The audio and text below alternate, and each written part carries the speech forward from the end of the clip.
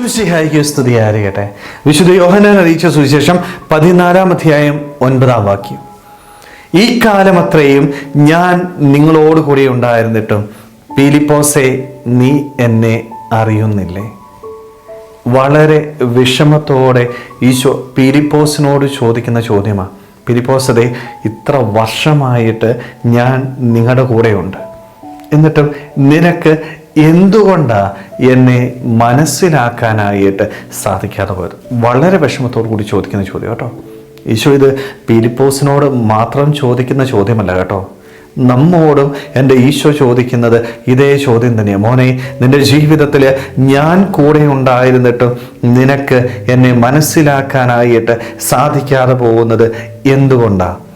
നിന്റെ ജീവിതത്തിൻ്റെ അപകടങ്ങളിൽ നിന്ന് നിന്നെ ഞാൻ സംരക്ഷിച്ചിട്ടില്ലേ? പൊതിഞ്ഞ് കാത്തു പരിപാലിച്ചിട്ടില്ലേ?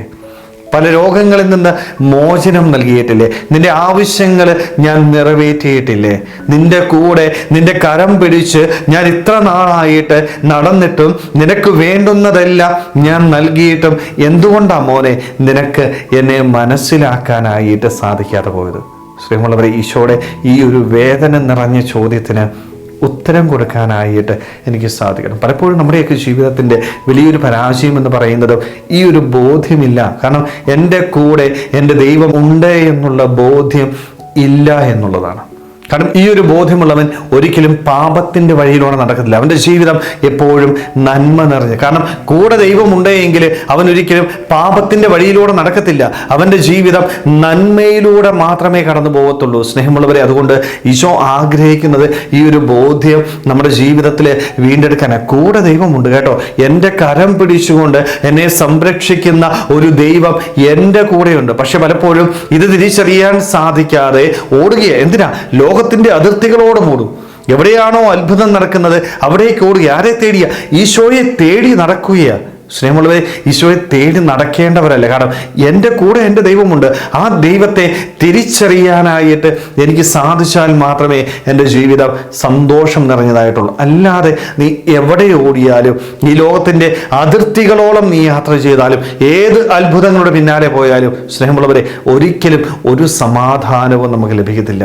അതുകൊണ്ട് നമുക്കൊക്കെ ഒന്ന് ആത്മശോധന ചെയ്യാൻ പറ്റണം. ഈശോ ഈ ഒരു ചോദ്യം നമ്മോട് വ്യക്തിപരമായിട്ട് ചോദിക്കുമ്പോൾ എന്ത് മറുപടിയാണ് എനിക്ക് കൊടുക്കാനായിട്ടുള്ളത്? ഈശോയോട് പറയാൻ പറ്റുമോ? ഈശോയെ, എനിക്ക് നിന്നെ അറിയാം, നിന്നെ ഞാൻ അനുഭവിച്ചറിഞ്ഞിട്ടുണ്ട് എന്ന്. സ്നേഹമുള്ളവരെ, അങ്ങനെ പറയാനായിട്ട് എനിക്ക് സാധിച്ചാൽ എൻ്റെ ജീവിതം ധന്യമായിട്ട് തീർന്നു. പിന്നീട് ഒരിക്കലും ഒരു നിരാശയ്ക്കോ ഒരു വേദനയ്ക്കോ എൻ്റെ ജീവിതത്തിൽ അർത്ഥമുണ്ടാവത്തില്ല. കാരണം ഒരു പ്രശ്നവും ഉണ്ടാവത്തില്ല കേട്ടോ.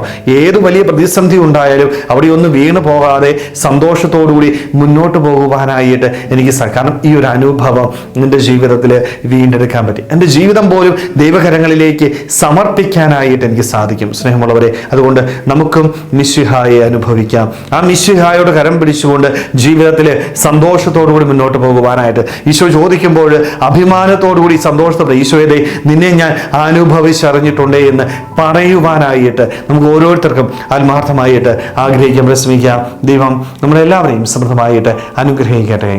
ആമേൻ.